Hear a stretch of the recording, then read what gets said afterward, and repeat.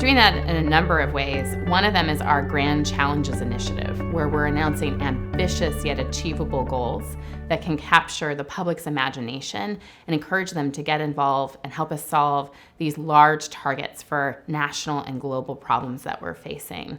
The other is our work with incentive prizes, where we're offering cash purses to really anybody who could help us solve a problem, big or small, that a federal government has put out. So technology today is being used in a variety of ways to open up governments to individual citizen solvers. One is challenge.gov, where citizens can log on, find all of these incentive prizes that are being offered, and figure out if there are problems that they know how to help solve. They can participate in these competitions by watching or following along, or they can actually join a team or enter a solution to try to win a cash purse.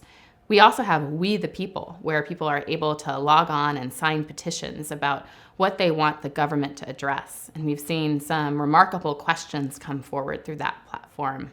There's also a huge movement around making government online tools more accessible to citizens so that they have a better sense of how to interact with the federal government.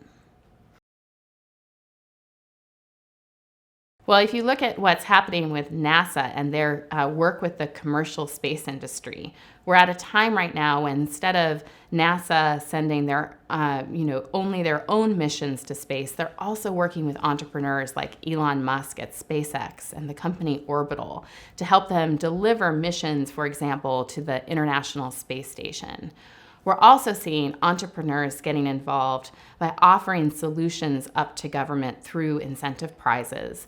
And finally, this process we've been going through around opening up government data has allowed us to create open data initiatives in the fields of health IT, in energy, in education, in safety, and more that allow entrepreneurs to get access to open government data and then build tools and services for the general public on top of that data, creating more value for all of us. So we're asking for an all-hands-on-deck effort for companies, entrepreneurs, researchers, scientists, research universities, and more to help us come forward to address the grand challenges of the 21st century.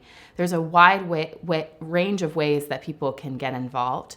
Those include picking a target like Sunshot to make solar as cheap as coal by the end of the decade, being offered by the Department of Energy, or EV Everywhere to make electric vehicles as cost-effective and affordable and convenient to own as gas-powered vehicles in the next 10 years. Companies are able to apply science and technology to help achieve those radical targets, where they're actually using those 10x breakthroughs, not just incremental breakthroughs, to solve the biggest problems of our time.